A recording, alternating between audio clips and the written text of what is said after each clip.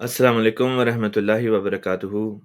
अशहदु अल्ला इलाहा इल्लल्लाहु वहदहू ला शरीका लह व अशहदु अन्ना मुहम्मदन अब्दुहु व रसूलुहु।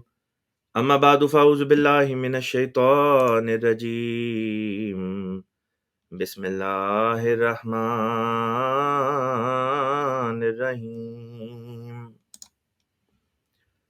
मुअज़्ज़ज़ सामीन व मुशाहिदीन किराम, खाकसार मुरब्बी सिलसिला फ़रहान रब्बानी जमात अहमदिया मुस्लिमा की इस आलमी वेबसाइट www.alislam.org के प्रोग्राम आस्क एन इमाम उर्दू की तरफ से आपको खुशामदीद कहता है।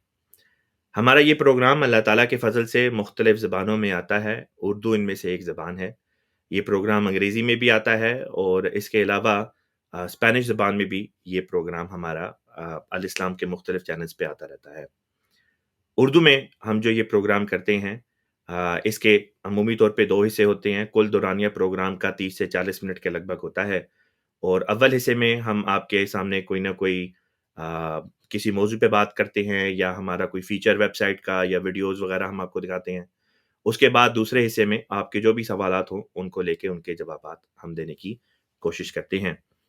तो आप अहबाब अपने सवालात जो हैं वो हमें चैट सेक्शन में भेज सकते हैं और इंशाअल्लाह ताला जैसे ही प्रोग्राम का अव्वल हिस्सा ख़त्म होगा, जो चंद मिनटों का होगा, उसके बाद आप लोगों के जो भी सवालात होंगे इंशाअल्लाह ताला उनकी तरफ हम आ जाएँगे। तो चलिए सबसे पहले आपकी खिदमत में मैं हमारा ये जो यूट्यूब चैनल है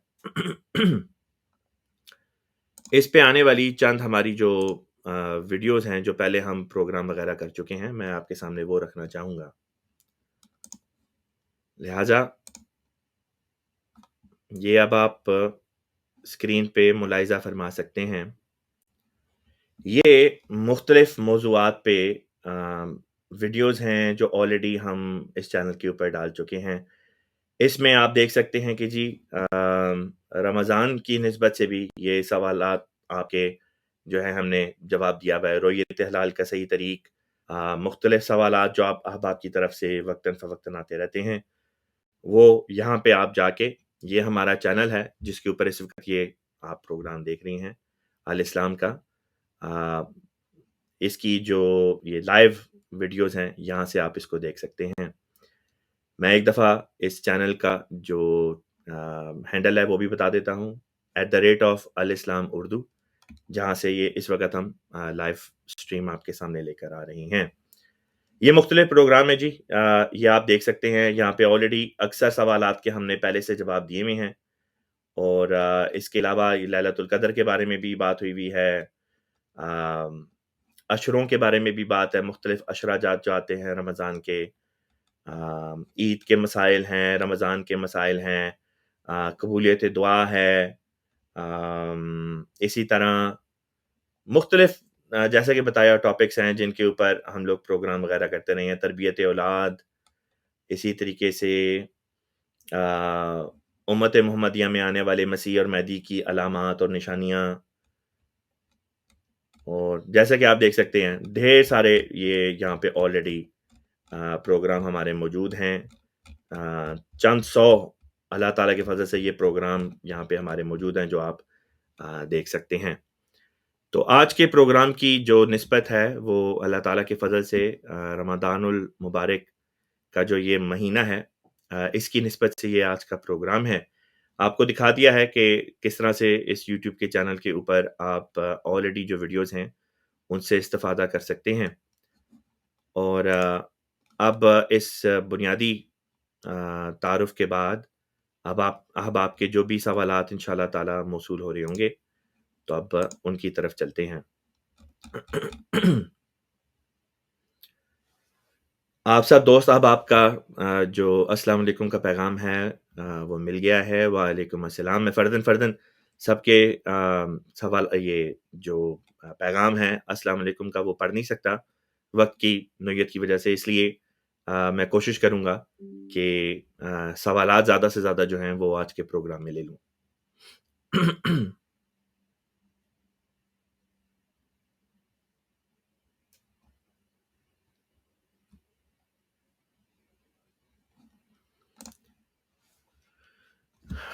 سوال آیا ہے کہ جی میرا سوال ہے کہ جو چائلڈ برتھ سے پہلے یا برتھ ہوتے ہوئے ڈیتھ ہو جاتی ہے ان کو کفن کیوں نہیں پہناتے؟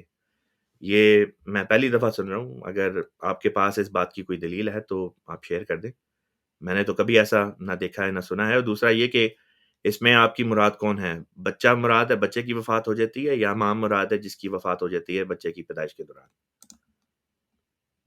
ایدر وے میں نے یہ نہیں سنا ہوا کہ جی اگر بچے کی یا ماں کی وفات ہوتی ہے تو اس کو کفن نہیں پہناتے۔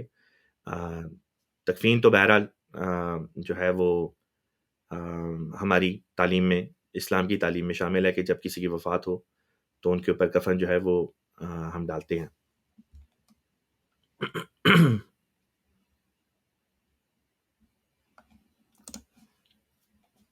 سوال آیا ہے کہ السلام علیکم، وعلیکم السلام، اگر سفر میں روزہ رہ جائے تو ان کا فدیہ کس طرح دیا جائے؟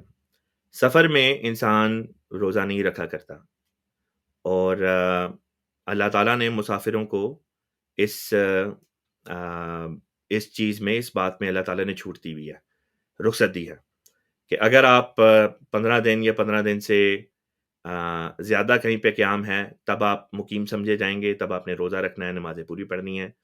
اور اگر آپ کا قیام کسی جگہ 15 دن سے کم ہے، سوائے اس کے کہ آپ کسی اور شہر میں اپنے ہی گھر میں گئے ہوں یا اپنے والدین کے گھر میں ہوں، تب اس کیس میں پھر فرق نہیں پڑتا کہ آپ 15 دن سے کم اسٹے کر رہے ہیں یا کتنے دن اسٹے کر رہے ہیں، کیونکہ وہ پھر آپ کا اپنا گھر شمار ہوتا ہے۔ لیکن اس کے علاوہ جو ہے وہ آ، روزوں سے رخصت ہوتی ہے، اور اس میں ہر ملک کا اپنا ایک انتظام ہے۔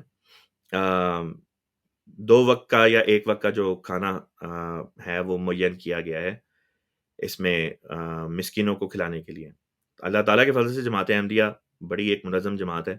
ہمارے یہاں ایک نظام کے تحت یہ ساری چیزیں چلتی ہیں، اور ہر ملک میں ایک فدیے کا جو ہے وہ ریٹ مقرر ہوتا ہے۔ مثلاً امریکہ میں فدیے کا جو ریٹ مقرر کیا گیا ہے وہ $5 ہے۔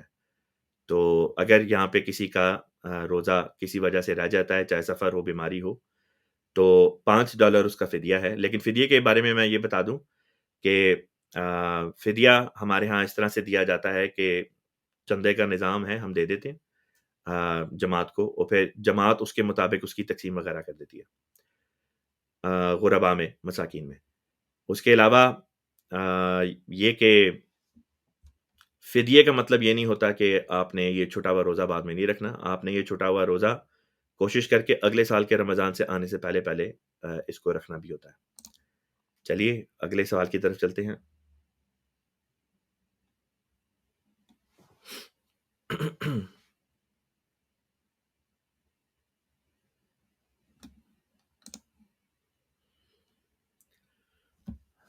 سوال آیا جی، السلام علیکم، وعلیکم السلام، میرا کوشچن ہے کہ پیریڈز میں جو کپڑے پہنے ہوتے ہیں، جیسے کہ سر کے اوپر دوپٹہ لیا ہو اور جرسی وغیرہ پہنی ہوئی ہو، یہ ساری چیزیں بھی ناپاک ہو جاتی ہیں کیا؟ نہیں جی، ایسی بات نہیں ہے۔ اب تو اللہ تعالیٰ کی فضل سے سینیٹیشن کا پراپر ایک انتظام ہوتا ہے، تو ان سے آ، سر کے دوپٹے کا کوئی تعلق نہیں۔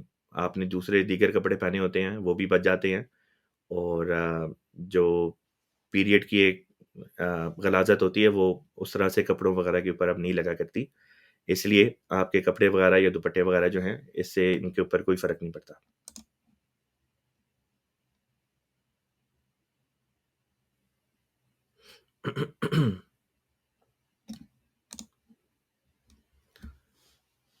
سوال آیا ہے کہ اگر ایک بندہ بیماری کی وجہ سے روزہ نہیں رکھ سکتا اور وہ مستحق بھی ہو تو فدیہ اسے دینا چاہیے یا نہیں؟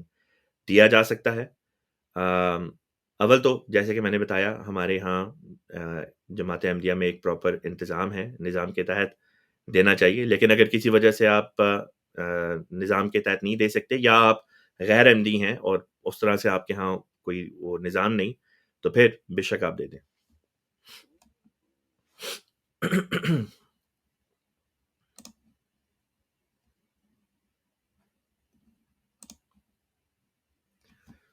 سوال آیا ہے، السلام علیکم، وعلیکم السلام، جو مدر فیڈ کرواتی ہوں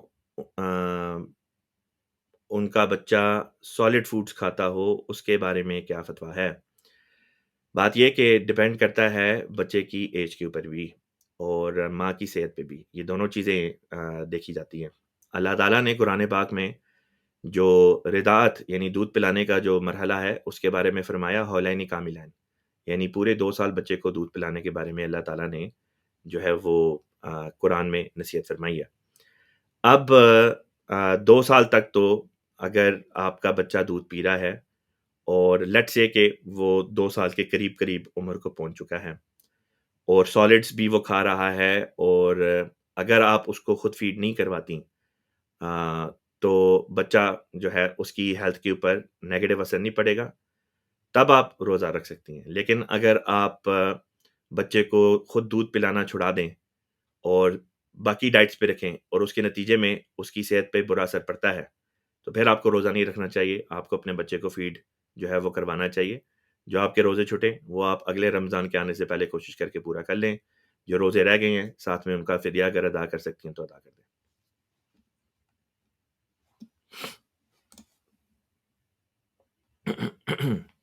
اگلا سوال آیا جی، السلام علیکم، وعلیکم السلام۔ بچوں کو کس ایج میں روزہ رکھوانا چاہیے؟ 9 ایئر اولڈ بچے روزہ رکھنا چاہتے ہیں بٹ پیرنٹس وریڈ ہیں ان کی ہیلتھ کے لیے، لیکن اگر بچوں کو روزے کی عادت نہ ہو بچپن میں، عادت نہیں ہے۔ بات یہ کہ جی بچپن میں تو روزے ویسے بھی نہیں ہوتے ہیں، اللہ تعالیٰ نے روزے بالغ انسان کے اوپر فرض کیے ہیں، بچوں پہ فرض نہیں کیے ہیں۔ اور بلوغت کی اس ایج کو پہنچ کے آپ یہ بھی دیکھیں کہ بلوغت کی ایج مختلف ملکوں میں ڈیفرنٹ ہوتی ہے۔ مثلاً 1920 1930 کی دہائی میں ہندوستان کا جو علاقہ تھا بر صغیر میں، وہاں پہ جو ایج تھی بلوغت کی، وہ 15 سے 18 کے درمیان میں ہوتی تھی، اور سیدنا مسلم موعود رضی اللہ تعالیٰ عنہ ہمارے جو دوسرے خلیفہ ہیں، ان کا یہ فتویٰ موجود ہے کہ بچوں کو اس ایج میں تھوڑے تھوڑے روزے رکھوانے شروع کریں، اور جب وہ 18 کے ہو جائیں یعنی اپنی بلوغت کی عمر کو مکمل کر لیں اور اپنے اڈلٹ ہوڈ میں داخل ہو جائیں، تب ان کو اس طرف لے کر آئیں کہ اب پورے روزے رکھو۔ تو 15 سال سے جو اس وقت بلوغت کی عمر تھی، تو بلوغت کی عمر جو ہے وہ مختلف علاقوں میں مختلف لحاظ سے بدلتی ہے۔ آپ نے یہ دیکھنا ہے کہ صرف بلوغت کی عمر کو آپ نہیں دیکھ رہے، آپ بچے کی کیفیت کو بھی دیکھ رہے ہیں، بچے کی صحت کو بھی دیکھ رہے ہیں۔ بعض بچے ہوتے ہیں وہ 13 14 سال کے ہوتے ہیں اور 6 فٹ سے اونچا ان کا قد ہوتا ہے اور اچھی خاصی بھاری بھرکم ان کی جسامت ہوتی ہے، اور وہ اگر بچے روزہ رکھیں تو ان کی صحت کے اوپر منفی اثر نہیں پڑتا۔ جبکہ بعض بچے ہوتے ہیں وہ 16 17 سال کی عمر کو پہنچ جاتے ہیں اور وہ اتنے کمزور ہوتے ہیں کہ واقعتاً اگر وہ روزہ رکھیں گے تو بے ہوش ہو کے گر جائیں گے، یا ان کی دماغ کی یا جسم کی جو گروتھ ہے اس کے اوپر منفی اثر پڑے گا، تو ایسے کیس میں ان کو روزہ نہیں رکھنا چاہیے۔ تو کوئی کٹ آف ڈیٹ اس طرح سے معین کر کے نہیں بتائی جا سکتی کہ جی 15 سال اسی کے اندر آپ نے رکھنا شروع کرنا ہے۔ جو عمومی گائیڈنس ہے اس بارے میں وہ میں نے آپ کے سامنے رکھ دی ہے۔ بچے کی صحت کو دیکھیں اور بلوغت کو دیکھیں۔ بلوغت سے پہلے تو ویسے بھی نہیں رکھوانا چاہیے۔ بلوغت سے پہلے بچوں کو روزے رکھوانے جس میں ابھی بچوں کی وہ پراپر نشو و نما نہیں ہو رہی، یا یہ کہ ابھی نشو و نما ان کی ہونی ہے، گروتھ ہونی ہے، جسم کی گروتھ ہونی ہے، مختلف اعضاء کی گروتھ ہونی ہے، دماغ کی گروتھ ہونی ہے، اس سے پہلے پہلے اگر آپ روزہ رکھوانا شروع کر دیں گے تو بچوں کی گروتھ سٹنٹ ہو سکتی ہے، اس کے اوپر منفی اثر پڑ سکتا ہے۔ تو یہ بنیادی طور پہ اسلام کی گائیڈ لائن ہے۔ باقی بات یہ رہی کہ جی بچے تو ضد کرتے ہیں کہ جی انہوں نے 8 9 سال کی عمر میں بھی روزہ رکھنا ہے۔ اگر وہ بہت زیادہ اس قسم کی بات کریں تو آپ ان سے اس قسم کا روزہ رکھوا دیں جس کو پاکستان میں یا اردو میں ہم کہتے ہیں چڑی روزہ، کہ بچوں کو کہیں کہ چلو اٹھو سحری کرو، سحری سے پہلے 2 نفل پڑھ لو کم از کم تہجد کے، اس کے بعد یہ کہ چلیں سحری کریں، پھر فجر کی نماز پڑھیں، کچھ تلاوت قرآن پاک کریں، اس کے بعد بچے سوئیں، اسکول کا ان کا جو دینا ہے یا جو بھی ہے کریں، اور کچھ گھنٹے بعد یعنی 10 11 بجے کے قریب یا اسکول اگر جاتے ہیں تو اس وقت جو لنچ کا ٹائم ہوتا ہے ان کا، اس وقت وہ اپنا یہ کھانا شانا کھا لیں، تو انہیں کہیں کہ ان کی ایج میں ان کے لیے یہی روزہ ہے۔ بات یہ کہ بچے پورا روزہ رکھیں گے تو جیسے میں نے بتایا ان کی گروتھ کے اوپر اثر ہوگا، اور اس کا منفی نقصان یہ نکلے گا کہ اگر خدا نخواستہ ساری زندگی کے لیے بیمار ہو گئے تو پھر ساری زندگی کے روزے چھٹ جائیں گے۔ تو ساری زندگی کے روزے چھٹنے سے بہتر ہے کہ اس ایج میں جس ایج میں ابھی ان کی گروتھ ہو رہی ہے اس میں بے شک وہ روزے نہ رکھیں، کیونکہ ویسے بھی اس ایج میں ان کے اوپر روزے اللہ تعالیٰ نے فرض نہیں کیا۔ آگے چلتے ہیں۔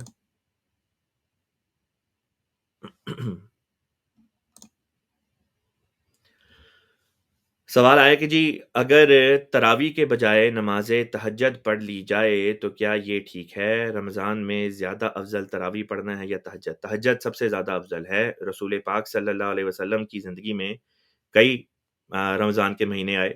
آپ تہجد ہی پڑھا کرتے تھے اور اسی کا نام رسول پاک صلی اللہ علیہ وسلم کے زمانے میں تراویح بھی کہہ لیں یا جو بھی آپ نے کہنا ہے وہ یہی تھی، تہجد ہی تھی۔ اور اس کی 8 رکعت حضور صلی اللہ علیہ وسلم پڑھا کرتے تھے اور اس کے بعد 3 رکعت جو ہے وہ وتر کی ہوا کرتے تھے۔ آم، جو تراویح کی اب جو موجودہ شکل ہے کہ عشاء کی نماز کے بعد یہ مسجد میں پڑھی جاتی ہے، یہ حضرت سیدنا عمر الفاروق رضی اللہ تعالیٰ عنہ کے دور میں یہ بات آئی سامنے کہ آپ نے ایک دن دیکھا کہ بعض لوگ جو ہیں وہ آ، مسجد میں تشریف لے کر آئے مسجد نبی میں، تو آپ نے دیکھا کہ بعض لوگ ایک حافظ کے پیچھے ایک جگہ کھڑے ہو کے قرآن سن رہے ہیں، بعض کو دیکھا کسی اور جگہ سن رہے ہیں اور نماز پڑھ رہے ہیں، تو آپ نے مناسب سمجھا کہ ان سب کو ایک امام کے پیچھے جو ہے وہ اکٹھا کر دیا جائے۔ تو اس طرح پہ آپ نے عشاء کی نماز کے بعد جو ہے یہ تراویح رکھ دی اور اس کی اصل میں غرض ساتھ میں یہ بھی تھی کہ بعض مزدور طبقہ لوگ تھے جن کے لیے سارے دن کی مزدوری کرنے کے بعد جو فزیکل ایگزرشن تھی اس کے بعد ان میں اتنی ہمت نہیں تھی ہوتی کہ وہ تہجد کی نماز کے لیے اٹھ سکتے، تو وہ کوشش کرتے تھے کہ عشاء کی نماز کے بعد نفل وغیرہ پڑھ لیں۔ تو اس طرح پہ ان کے لیے بھی یہ آسانی جو تھی وہ ہو گئی اور انہوں نے اس طرح سے یہ تراویح جو تھی یہ رائج پا گئی اور وہ اس طرح سے پڑھا کرتے تھے۔ رہ گئی بات افضل ہونے کی تو وہ میں نے بتایا، افضل تو بہرحال تہجد ہے۔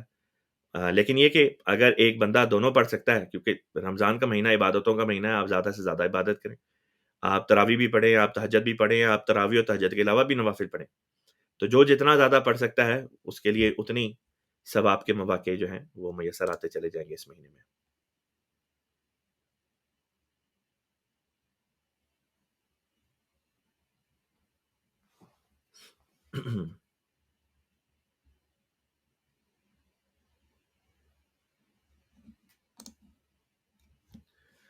اچھا جی، سوال ہے کہ میرا سوال تھا کہ مستحق انسان جو روزے بھی نہیں رکھ سکتا بیماری کی وجہ سے، مستحق سے آپ کی کیا مراد ہے؟ اگر تو آپ کی یہ مراد ہے کہ جی وہ بندہ اتنا غریب ہے کہ فدیہ خود بھی نہیں دے سکتا، تو پھر بے شک فدیہ نہ دے، اس کے اوپر فدیہ ضروری نہیں۔ فدیہ ایسے شخص کے لیے ہے جو مالی استطاعت رکھتا ہو۔ اگر تو یہی آپ کا سوال ہے کہ جی بندہ ہے، بیمار ہے، روزہ نہیں رکھ سکتا، لیکن غریب ہے، مالی استطاعت نہیں رکھتا اس لیے فدیہ بھی نہیں دے سکتا، تو بس اس کے لیے پھر یہی ہے کہ فدیہ مالی استطاعت نہیں رکھتا تو وہ فدیہ کیا دے گا، اور بیمار ہے تو روزہ نہیں رکھ سکتا، لہٰذا جب ٹھیک ہو جائے تو پھر وہ روزے رکھ لے۔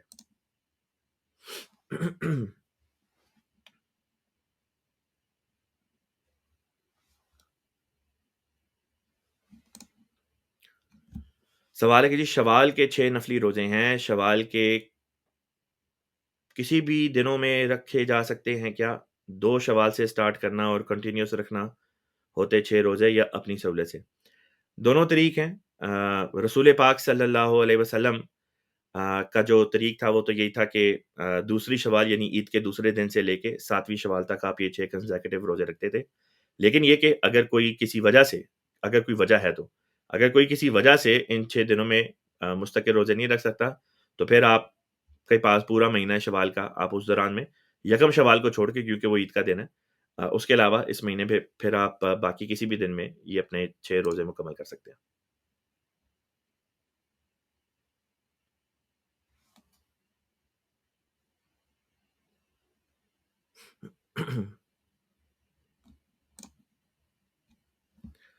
سوال ہے کہ جی جو لوگ بچپن سے بیمار ہوتے ہیں یا دائمی مریض ہیں اور کبھی بھی روزہ نہیں رکھ سکتے، ان پر بھی ہر سال فدیہ دینا فرض ہے؟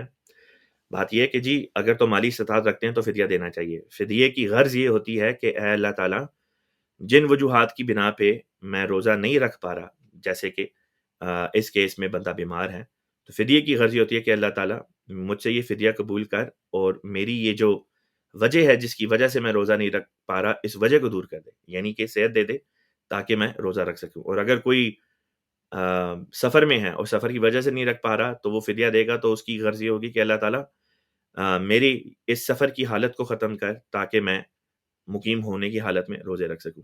تو فدیہ تو الٹا فائدہ مند چیز ہے، تو اگر مالی استطاعت رکھتے ہیں تو فدیہ دینا چاہیے۔ آپ کا نقصان نہیں ہے، نیکی ہے، جتنی نیکیاں کما لیں۔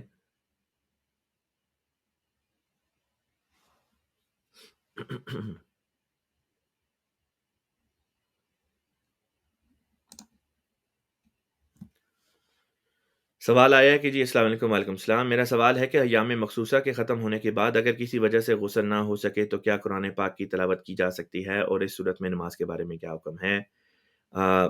ایسی حالت میں جس حالت میں انسان ایام مخصوصہ سے گزرا ہوا ہو، غسل کرنا لازمی ہے، اور اگر لیٹ سے سچویشن ایسی ہے کہ آپ کے پاس پانی نہیں ہے، بعض جگہ ایسے بھی ہو سکتا ہے کہ پانی ہو ہی نہ، جس کی وجہ سے آپ غسل نہیں کر سکتے، تب ایک عذر ہو سکتا ہے، اس کیس میں چلیں یہ کہا جا سکتا ہے کہ پھر بندہ تیمم کر لے، لیکن بہت شاذ کے طور پہ ایسی سچویشن ہوتی ہیں جہاں پہ پانی میسر نہ ہو۔ اکثر اگر میں سوچوں تو یہی سوچ پاؤں گا کہ اکثر اگر کسی سے ایام مخصوصہ کے بعد نہانا غسل کرنا رہ جائے تو شاید اس کی وجہ ذاتی کمزوری ہو یا ذاتی سستی ہو، اور یہ کوئی ایسا جائز جواز نہیں جس کی وجہ سے یہ کہا جائے کہ جی آپ پھر بغیر اپنے آپ کو پاک صاف کیے جو ہے وہ نماز پڑھیں۔ تو نماز کا تعلق جہاں ایک طرف اندرونی صفائی کے ساتھ ہے، باطنی صفائی کے ساتھ ہے، اس کا تعلق ظاہری صفائی کے ساتھ بھی بہت گہرا ہے۔ ظاہری صفائی آپ کی باطنی صفائی کے اوپر بھی اثر انداز ہوتی ہے، لیکن جیسے کہ میں نے بتایا بعض سچویشنز ایسی ہوتی ہیں جس میں چلیں شریعت نے رخصت رکھی ہے، لیکن ان جائز باتوں کے علاوہ اگر اس رخصت کو انسان ہر چیز کے اوپر اپلائی کرنا شروع کر دے تو پھر دین کے ساتھ مذاق بن جاتا ہے، شریعت کے ساتھ مذاق بن جاتا ہے۔ اس لیے معین صورت اپنی انسان کو خود دیکھنی پڑے گی۔ اگر تو سستی کی وجہ سے غسل نہیں کیا اور اس لیے یہ کہہ رہے ہیں کہ جی غسل نہیں کیا تو کیا نماز پڑھ سکتے ہیں، تو جواب ہوگا نہیں، غسل کر کے تو پھر نماز پڑھنی پڑے گی، قرآن پڑھنا پڑے گا۔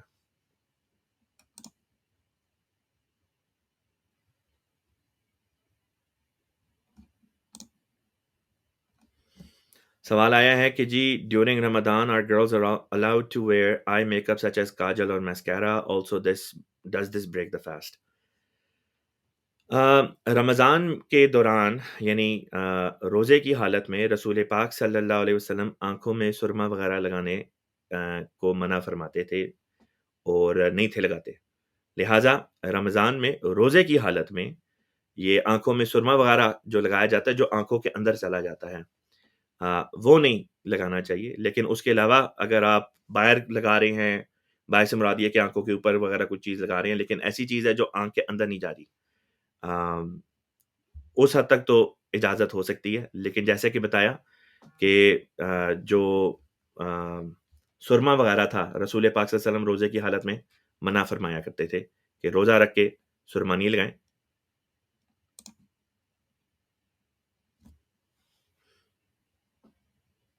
اگلے سوال پہ چلتے ہیں۔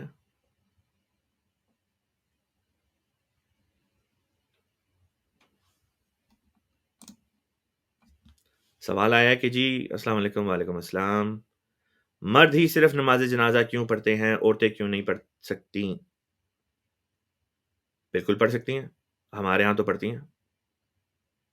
میں مسجد محمود میں ہوں بطور مربی کے، یہاں پہ مشیگن امریکہ میں، اور یہاں پہ جب بھی کسی کا نماز جنازہ ہوتا ہے تو باقاعدہ عورتیں بھی ہوتی ہیں، عورتوں کے لیے ایک الگ ایریا مختص کیا گیا ہے، ان کا اپنا ہال ہے، مردوں کے لیے اپنا ایریا ہے، اور مرد اپنے ایریا میں کھڑے ہو کے نماز جنازہ ادا کر رہے ہوتے ہیں، عورتیں اپنے ایریا میں کھڑے ہو کے نماز جنازہ جو ہے وہ بیک وقت ساتھ ہی امام کے پیچھے جو ہے وہ ادا کر رہی ہوتی ہیں، تو بالکل کر سکتے ہیں، انتظام کے اوپر ہے، اگر اگر ایسی جگہیں ہیں جہاں پہ یہ کیا جا سکتا ہے بغیر پردے کی مشکلات کے تو ٹھیک ہے، اس میں کوئی روک نہیں۔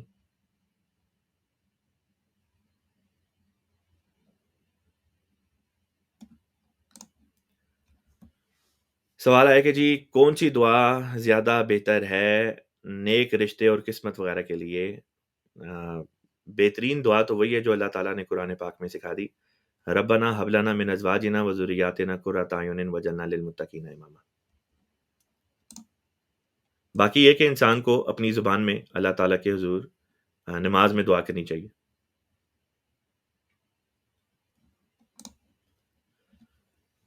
अगला सवाल है, छोटे बच्चों को मस्जिद में दर्स के लिए लेके जाना मुनासिब कब है? नमाज के बीच में बच्चों की आवाज़ से नमाज़ी तंग होते हैं।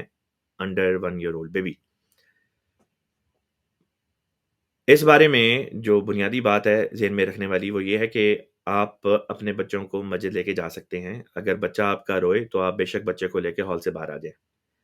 जो चीज़ गलत है वो ये है कि बच्चा रो रहा होता है और माँ या बाप जो हैं वो अपनी नमाज़ में मशगूल रहते हैं या वो अपना दर्स सुन रहे हैं। बच्चा उनका रो रहा है और शोर मचा रहा है और इस तरह पे एक डिस्टर्बेंस क्रिएट कर रहा होता है। मैंने खुद ये बात बाज़ मसाजिद में देखी है कि मसलन बाज़ अ, जो वालिद हज़रात हैं, उनको मैंने ये देखा है खुद कि खुद नमाज़ पढ़े होंगे, उनका बच्चा सफ़ों के दरमियान में दौड़ा होगा और चीख रहा होगा और रो रहा होगा और दूसरों की नमाज़ में तवज्जो जो है वो उसमें खलल आता है और खुद वो अपनी नमाज़ आराम से पढ़े होते हैं। तो ऐसे हज़रात को ये चाहिए कि अपनी नमाज़ उस वक़्त तोड़ के अपने बच्चे को लें, बाहर चले जाएँ, बच्चा काम डाउन हो जाए, फिर वापस आ जाएँ। तो मैं ये नहीं कहता कि आप अपने बच्चों को लेके ना जाएँ, लेकिन ये कि लेके अगर आप जाते हैं तो उनको जब वो रोएँ तो फिर आप कुछ देर के लिए उनको लेके हॉल से बाहर आ जाएँ ताकि दूसरे डिस्टर्ब ना हो।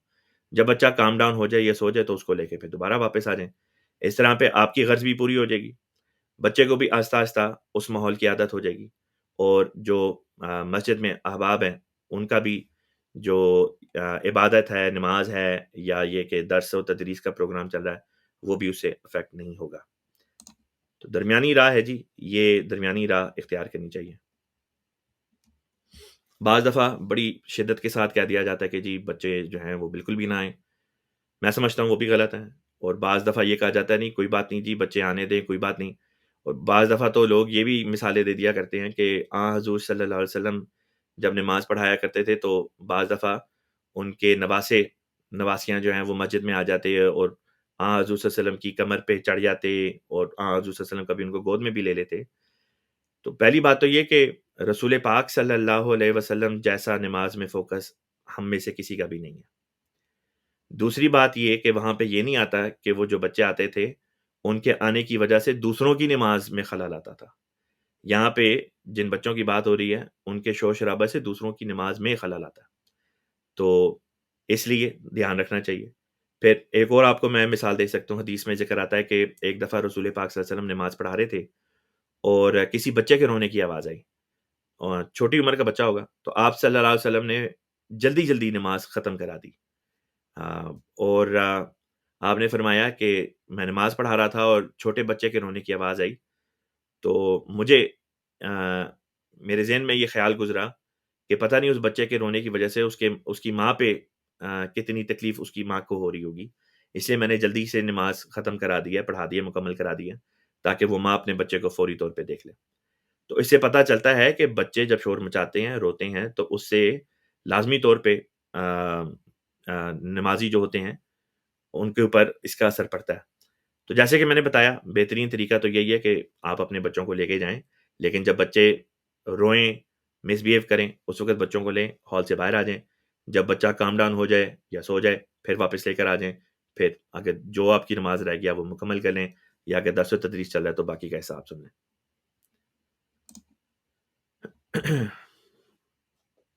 अगला सवाल है, क्या रोज़े के दौरान टूथब्रश कर सकते हैं? बिल्कुल कर सकते हैं और ना सिर्फ़ कर सकते हैं, बल्कि करना चाहिए। रसूल पाक सल्लल्लाहु अलैहि वसल्लम रोज़े की हालत में कई-कई बार मिसवाक किया करते थे। हाँ, आप टूथपेस्ट भी इस्तेमाल करें, लेकिन इस चीज़ का बस ज़हन में रखें कि निगलना नहीं है, उसको बाहर थूक देना है और कुल्ली कर लेनी है।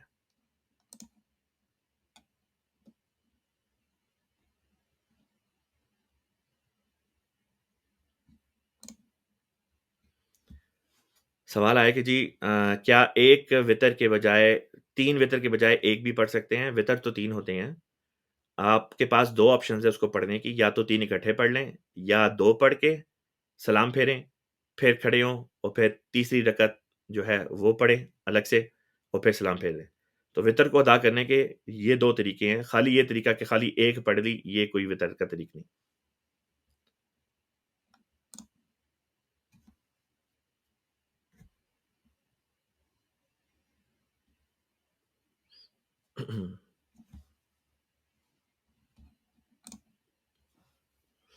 سوال آیا کہ اگر روزے نہ رکھیں تو اس میں کیا کفارہ ادا کر سکتے ہیں؟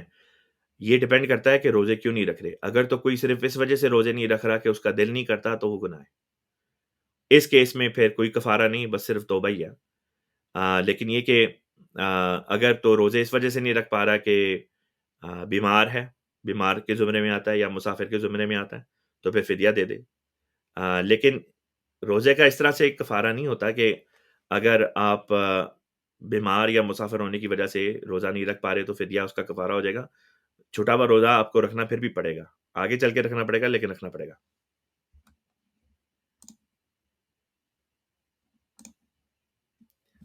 سوال آیا کہ how to deal with anxiety from an Islamic perspective. اس بارے میں ہمارے ایک مربی صاحب ہیں گایانا کے، مجھے ان کا نام یاد نہیں رہا، لیکن انہوں نے اس بارے میں حال ہی میں کتاب لکھی ہے اور وہ انشاءاللہ تعالی منظر عام پہ آنے والی ہے۔ وہ غالباً الاسلام کے اوپر آ جائے گی، جو ہماری یہ ویب سائٹ ہے، تو وہاں سے آپ ان قریب انشاءاللہ تعالی اس کتاب کو پڑھ کے اس سے استفادہ بھی کر سکیں گے۔ بنیادی طور پہ میں یہ عرض کر سکتا ہوں کہ جو بے چینی کی کیفیت ہوتی ہے، ایک اضطراب کی کیفیت ہوتی ہے، تو اللہ تعالیٰ فرماتا ہے کہ بے چینی اور اضطراب سکون کا ضد ہے، یعنی سکون کے اپوزٹ جو ہوتا ہے اس کو بے چینی اور اضطراب کہتے ہیں۔ اللہ تعالیٰ فرماتا ہے کہ الا بذکر اللہ تطمئن القلوب، دلوں کا سکون جو ہے وہ خدا کے ساتھ وابستہ ہے، اللہ کی یاد میں وابستہ ہے۔ میں یہ تو نہیں کہتا کہ آپ جانماز بچھائیں اور نمازیں پڑھنا شروع کر دیں، حالانکہ سب سے بہتر چیز تو یہی ہے اور یہ کرنی چاہیے۔ میں یہ کہنا چاہوں گا کہ آپ اللہ تعالیٰ کے بارے میں پہلے پڑھیں، اللہ تعالیٰ سے محبت کرنا سیکھیں۔ آپ کو جب اللہ تعالیٰ سے محبت ہو جائے گی تو آپ کا دل ان باتوں کو لے کے جن کی وجہ سے آپ کا دل پریشان ہوتا ہے وہ پریشان نہیں ہوگا۔ دیکھیں، ایک مثال دی جاتی ہے، کہتے ہیں ہاتھی کے پاؤں میں سب کا پاؤں، یا یہ کہ جس کی دوستی بادشاہ سے ہو اس کو کس کا خوف۔ اگر آپ کی دوستی اللہ تعالیٰ سے ہو، خدا تعالیٰ آپ کا دوست ہو جائے، پھر آپ کو کیا چیز پریشان کرے گی؟ آپ کو جب کسی چیز کی ضرورت ہوگی، آپ کا یہ دوست، آپ کا اللہ آپ کے لیے کھڑا ہوگا، آپ کے حق میں کھڑا ہوگا، آپ کی تائید کرے گا، نصرت کرے گا، آپ کی حفاظت فرمائے گا، آپ کی ضروریات کو پورا کرے گا۔ حقیقی دوست تو اللہ تعالیٰ کی ذات ہے۔ ایک مثال ہے جو حضرت اقدس مسیح موعود علیہ الصلوۃ والسلام اپنی تحریرات میں بیان کرتے تھے حقیقی دوست کے بارے میں، اور وہ مثال اس طرح سے ہے کہ ایک باپ تھا اور اس کا ایک بیٹا تھا۔ بیٹا جو تھا وہ بڑا ہی کوئی عیاش قسم کا تھا اور باپ بڑا امیر تھا، تو وہ باپ کے پیسے لٹاتا رہتا تھا۔ ایک دن باپ نے اسے کہا کہ بیٹا تم یہ پیسے اڑاتے ہو تم اپنے دوستوں پہ، تو یہ تمہارے جو دوست ہیں، یہ کتنے تمہارے دوست ہیں؟ اس نے کہا میرے تو بتیرے دوست ہیں۔ اس نے کہا یہ بتیرے دوست کیا ہوتا ہے؟ صحیح معنوں میں جو دوست ہیں وہ کتنے ہیں؟ اس نے کہا میرے تو 20 ہیں۔ باپ نے کہا اچھا چلو ایک ایکسپیریمنٹ کر کے دیکھو، تم ایسا کرو، جاؤ ان کو جا کے کہو کہ تمہارے باپ نے تمہیں گھر سے نکال دیا ہے، تمہیں پیسوں کی ضرورت ہے، تو دیکھو کہ وہ پھر تم سے کیا سلوک کرتے ہیں۔ اس نے کہا یہ تو کوئی بات ہی نہیں ہے، میں تو ان کے اوپر ہزاروں ہزار خرچ کرتا رہا ہوں۔ بیٹا نکلا، جا کے پہلے دوست جو اس کا سب سے اچھا دوست تھا، اس نے اس کے گھر کی دستک دی دروازے پہ۔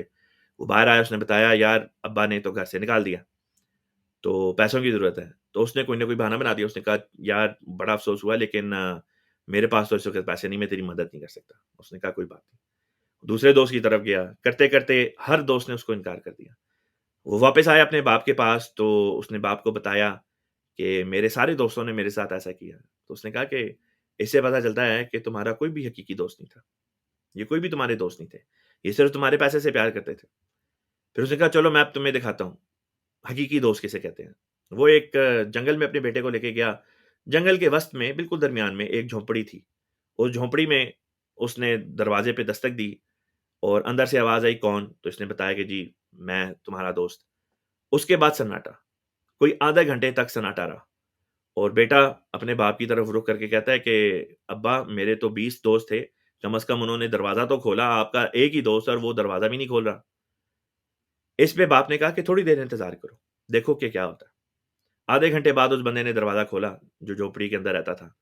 اس کے ایک ہاتھ میں تلوار تھی اور ایک ہاتھ میں اس کے پیسے کی پوٹلی تھی اور ساتھ میں اس کی بیوی تھی۔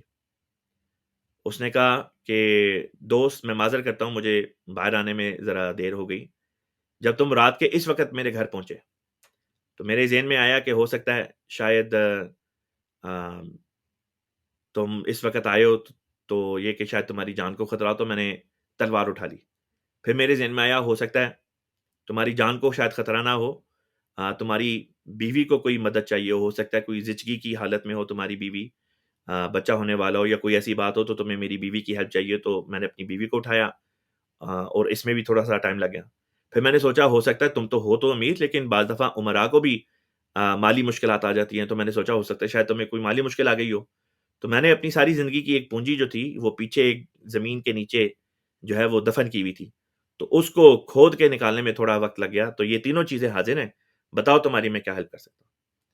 باپ نے اپنے بیٹے کی طرف رخ کیا اور کہا کہ اس کو کہتے ہیں سچا دوست۔ تو ہمارا تو حقیقی دوست ہمارا اللہ ہے۔ جب اللہ تعالیٰ سے ایسی دوستی اور ایسی محبت ہو جائے تو پھر انسان کی وہ حالت ہوتی ہے جس کے بارے میں صوفیاء اور بزرگان امت کہتے آئے ہیں کہ دست درکار دل بیار۔ آپ زندگی کے مختلف کام کر رہے ہوتے ہیں لیکن دل میں پھر بھی اللہ تعالیٰ کا ذکر ہمیشہ رہتا ہے۔ آپ ایک نماز پڑھ کے مسجد سے جاتے ہیں تو آپ اپنے کام کر رہے ہوتے ہیں دفتر کے، اسکول کے، لیکن ذہن میں آپ کے یہ بات اٹکی ہوتی ہے کہ میں دوبارہ مسجد کب جاؤں گا تاکہ جا کے مسجد میں اپنے اللہ کی، اپنے پیارے اللہ کی ملاقات کر سکوں۔ جب انسان ایسی کیفیت میں آ جاتا ہے تو پھر نماز اور اللہ کا ذکر یہ طبی طور پہ چیزیں آتی ہیں۔ اس کے لیے آپ کو پھر اس طرح سے کوشش کی بھی ضرورت نہیں پڑتی، یہ نیچرل آپ کی انسٹنکٹ بن جاتی ہے اور آپ اللہ کا ذکر کرتے ہیں، نمازیں پڑھتے ہیں۔ جب آپ اس کیفیت کو پہنچ جاتے ہیں یہاں پہ آ کے پھر ہر قسم کی بے چینیاں، اضطرابیاں، ڈپریشن اللہ تعالیٰ پھر دور کر دیتا ہے۔ یہ ہے الا بذکر اللہ تطمئن القلوب۔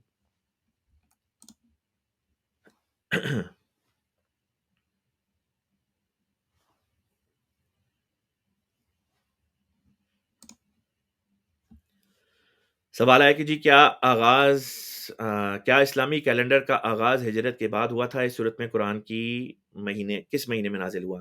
بات یہ کہ یہ مہینے جو تھے ان کے نام وغیرہ تو ایگزسٹ پہلے بھی کرتے تھے، یہ نہیں کہ یہ مہینے وغیرہ ایگزسٹ نہیں تھے کرتے۔ جو کیلنڈر باقاعدہ سال کے لحاظ سے ہے وہ سیدنا عمر الفاروق رضی اللہ تعالیٰ عنہ کے دور خلافت میں ہجرت سے شمار کیا گیا، یعنی جب رسول پاک صلی اللہ علیہ وسلم کی ہجرت ہوئی ہے وہاں سے اس کو پہلا سال شمار کیا گیا، پھر دوسرا، پھر تیسرا۔ تو مہینوں کے نام تو یہ پہلے بھی ایگزسٹ کرتے تھے، عربی میں نام ہے، یہ عربوں میں اس طرح سے پہلے بھی موجود تھے۔ اور جس مہینے میں قرآن پاک کا نزول ہونا شروع ہوا تھا وہ رمضان کا مبارک مہینہ تھا، جیسے کہ اللہ تعالیٰ نے قرآن پاک میں بھی اس طرح فرمایا ہے کہ شہر رمضان الذی انزل فیہ القرآن۔ اچھا جی، آگے چلتے ہیں۔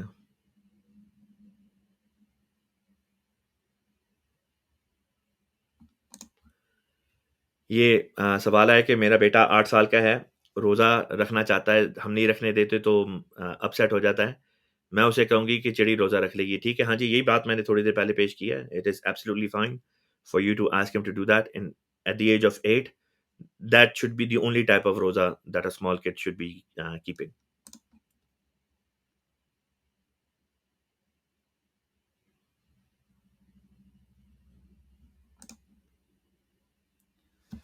سوال ہے کہ جی عورت پریگننسی نہیں، ڈلیوری ہوتا ہے بچے کی ولادت کے بعد 40 دن تک کیوں ناپاک ہوتی ہے؟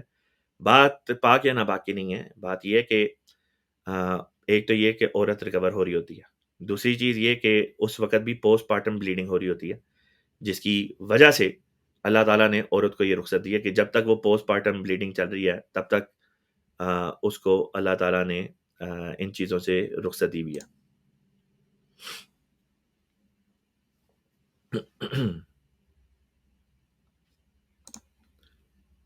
سوال آیا، کہتے ہیں کہ جی السلام علیکم۔ وعلیکم السلام۔ بعض غیر عملی کہتے ہیں کہ روزے میں انجیکشن لگوا سکتے ہیں۔ روزے میں کوئی چیز اگر آپ جسم کے اندر داخل کرتے ہیں تو اس سے روزہ ٹوٹ جاتا ہے، اگر کوئی چیز جسم سے باہر آتی ہے اس سے روزہ نہیں ٹوٹتا، جو چیز جسم کے اندر جائے گی وہ روزہ توڑ دے گی۔ یہ ایک بنیادی اصول ہے یاد رکھنے والا۔ لہٰذا اگر آپ دوائی لیتے ہیں اور وہ جسم کے اندر جائے گی تو روزہ ٹوٹ جائے گا۔ اسی طریقے سے انجیکشن آپ لگواتے ہیں، روزہ ٹوٹ جائے گا۔ آپ خون دیتے ہیں، اب آپ خون دیں گے تو خون آپ کے جسم میں آ نہیں رہا، جسم سے باہر جا رہا ہے، آپ کا روزہ نہیں ٹوٹے گا۔ لیکن اگر آپ خون ریسیو کرتے ہیں، آپ کو خون کی بوتل لگتی ہے، آپ کا روزہ ٹوٹ جائے گا۔ اسی میں یہ بات بھی آ گئی، جو لوگ کہتے ہیں کہ اگر الٹی آ جائے تو اسے روزہ ٹوٹتا ہے، جسم سے کوئی چیز باہر نکل رہی ہے روزہ نہیں ٹوٹے گا، جو چیز اندر جائے گی وہ روزہ توڑ دے گی۔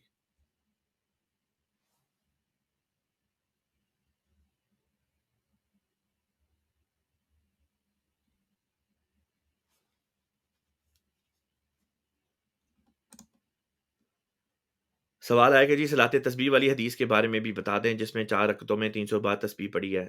بات یہ کہ کیا رسول پاک صلی اللہ علیہ وسلم نے خود کبھی صلاۃ تسبیح پڑھی ہے؟ جواب ہے اس کا نہیں۔ جب رسول پاک صلی اللہ علیہ وسلم نے خود ایک چیز نہیں کی تو ہمارے لیے بھی وہ چیز اس طرح سے ضروری نہیں۔ لہٰذا جب رسول پاک صلی اللہ علیہ وسلم نے صلاۃ تسبیح، کیونکہ یہ فرض تو نہیں ہے، جب خود رسول پاک صلی اللہ علیہ وسلم سے یہ چیز ثابت نہیں، خلفائے راشدون سے بھی ثابت نہیں، صحابہ سے بھی اس طرح سے ثابت نہیں، تو اصل چیز تو وہی نماز ہے اور وہی نفلی عبادت ہے اس رنگ میں جس رنگ میں رسول پاک صلی اللہ علیہ وسلم سے ثابت ہے۔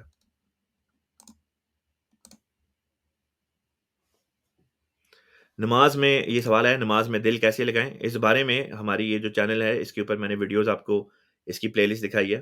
لائیو سیکشن میں جائیں گے تو آپ کو ڈھیر ساری ویڈیوز مل جائیں گی، وہاں پہ نماز میں دل لگانا، فوکس، توجہ پیدا کرنا، اس بارے میں ڈھیر سارا مواد آپ کو وہاں سے مل جائے گا۔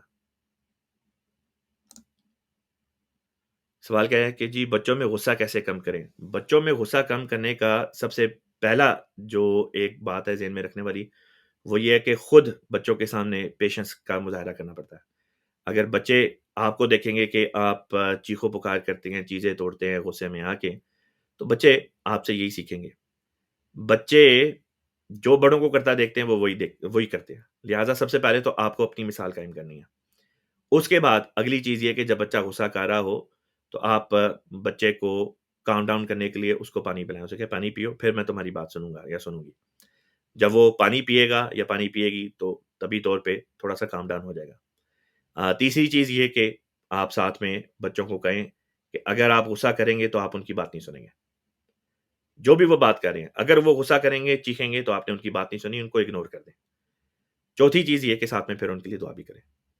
ان 4 باتوں پہ اگر آپ عمل کریں گے تو انشاءاللہ تعالیٰ مجھے پوری امید ہے کہ بچوں کے اندر غصہ کم ہوگا۔ اس کے علاوہ ہومیوپیتھک میں میرے خیال سے شاید کوئی دوائی بھی ہے جو بچوں کے غصہ کو کم کرنے کے لیے تجویز کی جاتی ہے، میرے ذہن میں نہیں، لیکن میں اتنا ضرور جانتا ہوں کہ ہومیوپیتھک میں اس کے لیے دوائی ہے۔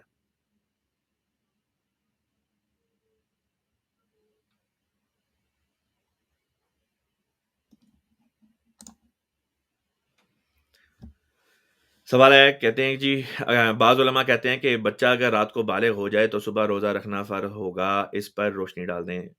سوال یہ کہ پتہ کیسے چلے گا کہ بچہ رات کو بالغ ہو گیا؟ کوئی سوئچ تھوڑی ہے کہ جیسے ہی اچانک وہ ٹک کر کے بتی آن ہو جاتی ہے اور پتہ چلتا ہے کہ جی اچھا جی بچہ بالغ ہو گیا۔ یہ فضول قسم کی باتیں علماء نے بنا لی ہیں کہ جی رات کو بالغ ہوا ہے تو چلو جی صبح اس نے روزہ رکھنا ہے۔ کون چیک کرے گا کہ جی بچہ رات کو بالغ ہو گیا؟ کس طرح سے چیک کرے گا کہ بچہ بالغ ہو گیا؟ بلوغت کی جو سمٹمز بیان کی جاتی ہیں وہ یہ بیان کی جاتی ہیں کہ بچہ جسمانی طور پہ اس قابل ہو جائے کہ وہ باپ بن سکتا ہے، اس کے فیشل ہیئر آنے لگ جاتے ہیں، جسم کے اوپر بال آنے لگ جاتے ہیں، آواز اس کی بدلنے لگ جاتی ہے۔ ایک رات کے اندر کیسے آپ کو پتا چلے گا جی بچہ جو ہے وہ اس قابل ہو گیا کہ وہ باپ بن سکتا ہے، یا بچی جو ہے وہ اس قابل ہو گئی ہے کہ وہ ماں بننے کی اہلیت اب رکھتی ہے؟ تو حضور صلی اللہ علیہ وسلم نے یہ بات وضاحت کے ساتھ بیان کی ہوئی ہے کہ آخری زمانے کے علماء ایسے ہو جائیں گے، ان لوگوں کے علماء جو غلطی خوردہ ہوں گے، کہ خود بھی گمراہ ہوں گے اور لوگوں کو بھی گمراہ کریں گے، تو ایسے فتاویٰ دے کے لوگوں کو گمراہ کرنے والی بات ہے۔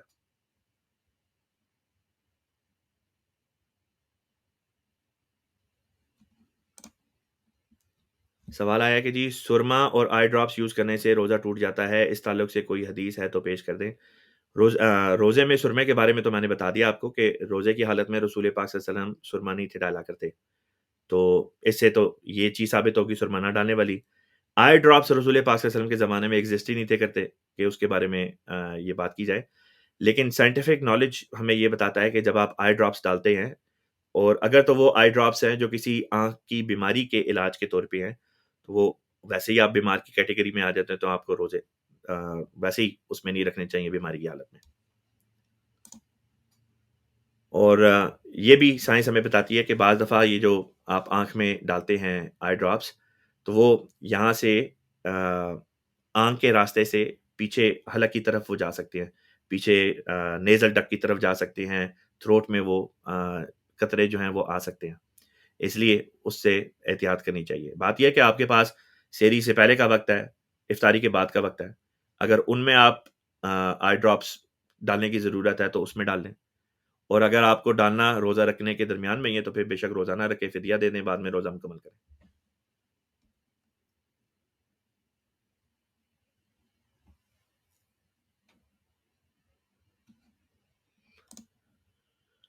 سوال آیا کہ جی مربی صاحب لا نبی آبادی کس رنگ میں کہا گیا ہے؟ پورا واقعہ حدیث بیان کر دیں۔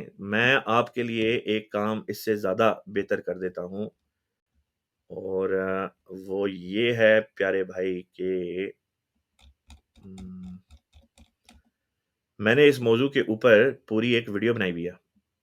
میں بلکہ ایسا کرتا ہوں کہ میں اس ویڈیو کا آپ حضرات کے ساتھ لنک شیئر کر دیتا ہوں۔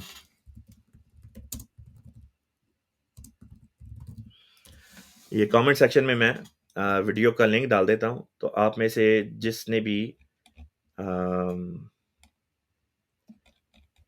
یہ ویڈیو دیکھنی ہو لا نبی آبادی والی جو ہے، وہاں سے آپ حضرات اس ویڈیو کو دیکھ سکتے ہیں۔ میں یہ لنک اس کا بس لے کر آ رہا ہوں۔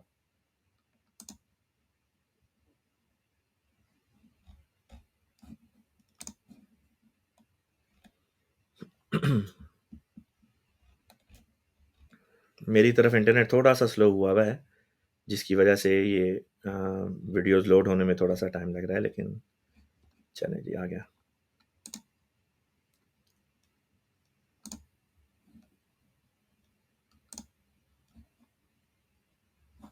یہ میں کامنٹ سیکشن میں لنک ڈال رہا ہوں، یہاں سے آپ اس موضوع کے اوپر ایک بڑی تفصیلی ویڈیو ہے جو میں نے کچھ عرصے پہلے بنا کے ڈالی تھی۔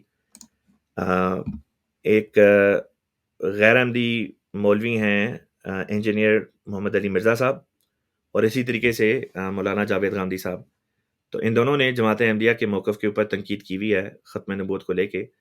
تو اس ضمن میں نے یہ ویڈیو بنائی تھی اور کچھ عرصہ پہلے ڈالی تھی، چند ماہ پہلے۔ اس میں اس حدیث کا بھی میں نے تفصیل کے ساتھ ذکر کیا ہے، تو یہ آپ دیکھ سکتے ہیں۔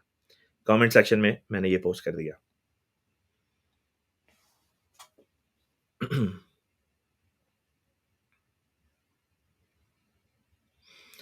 ہمارا پروگرام کا دورانیہ جو تھا وہ 30 سے 40 منٹ تھا، یہ آلموسٹ 50 منٹ ہو رہا ہے۔ تو